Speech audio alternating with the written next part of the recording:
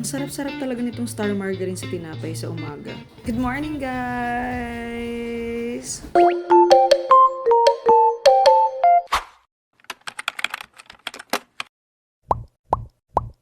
Good morning mga kababa, mga mima.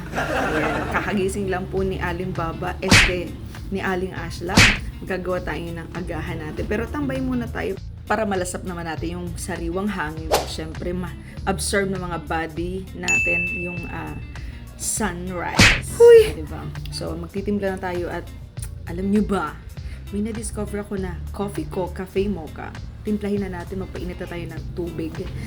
At ito na nga yung sinasabi ko sa inyo mga be. Sobrang sarap nitong kapeng to. Wow! Sana natin at excited na ako ulit na mag-inom. Nakakailang kape na ako mga be. Sobrang ninenervyos na ako sa kakakape ko. Charis. Ayan, ang sarap-sarap lang talaga nito. Hindi ko akalain na magugustuhan ko tong kape na to, na kape na may tsokolate. O diba, pinagsama. Ay, sana all pinagsasama. Charis. Yun na nga guys, ang sarap-sarap niya talaga. Tapos kumuha ko ng tinapay. Salamat nga pala sa nagbigay ng baso sa akin. At syempre lagyan na natin ng tubig na mainit kasi baka uminit pa ang ulo ko. At syempre samahan din natin yan ng pangbara. Walang sarap ang kape kung walang pangbara. So hinalo na muna natin para mag-mix yung mga namumuo. Parang relasyon nyo namumuong sama ng panahon. Charis. Ang sarap-sarap talaga ng kape na to, promise. Subukan nyo guys. Siyempre kumuha tayo para namang mukhang vlogger, charis. Ito yung tinapay na tinusta. Ilinya na muna natin, pero naiinis ako, inunahan ako ng langgam. Huy! So lalagyan natin ng margarine, tapos i-air fry natin siya para may pagka-toast. Huy! Ito nga pala yung ginamit ko, Star Margarine na with honey and sugar. Huy!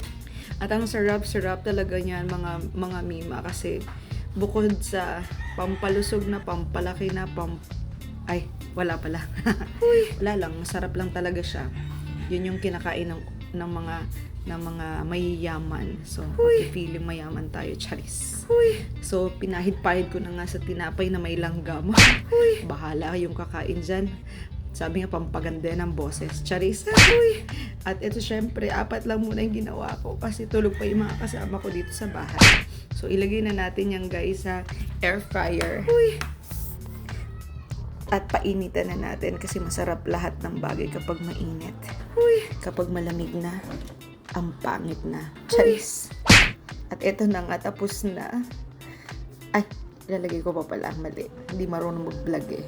Nagpo-practice pa lang tayo mga mima. Uy! So, isiset lang natin siya ng 180 at mga 3 to 5 minutes lang. Pero pag gusto mong i-toast, pwede mo naman siyang isagad na 15 minutes. Toast na toast talaga yan. Pag kinain mo talaga, crunchy. Uy! Yan na nga. Sobrang toasted at napakainit pa. Ang sarap. Wow! Tinapay, ano ka ba? Kung ano naman pinag-iisip mo dyan sa umaga. Huy! Naku! Mag-breakfast na nga tayo. Napakainit. Grabe. Ito po yung ating breakfast for today. At sana po subukan nyo rin. Napakasarap na combination.